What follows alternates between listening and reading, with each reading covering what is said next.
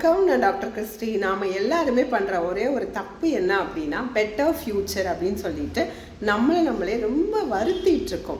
ஆக்சுவலாக நம்ம better ஃப்யூச்சருக்கு try பண்ணுறது நல்ல விஷயம்தான், இல்லைன்னு சொல்லலை.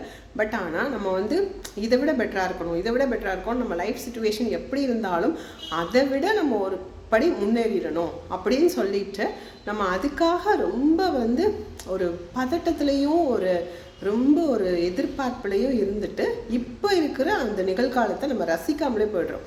எப்போ பார்த்தாலும் அது செய்யணும், இதை செய்யணும், அந்த ரெஸ்பான்சிபிலிட்டி, அந்த கமிட்மெண்ட், இப்படி தான் நம்ம மைண்ட் ஓடுதே தவிர இன்றைக்கி நான் என் லைஃப்பில் எப்படி வாழ்ந்தேன், எப்படி சந்தோஷமாக என்ஜாய் பண்ணேன் அப்படின்னு சொல்லிட்டு நம்ம எதுவுமே செய்கிறதே இல்லை. பிள்ளைங்களோட ஃப்யூச்சர் படிப்பு அப்படின்னு சொல்லிட்டு பிள்ளைங்களோட குழந்தை தன்மையை ரசிக்க மறந்துடுறோம். நம்ம வாழ்க்கையில் ஃப்யூச்சரில் சொத்து சேர்க்கணும்னு நினச்சிட்டு இப்போ இருக்கிற வாழ்க்கையை, காதலை ரசிக்க மறந்துடுறோம். அதனால் வாழ்க்கையை வாழ ஆரம்பிங்க.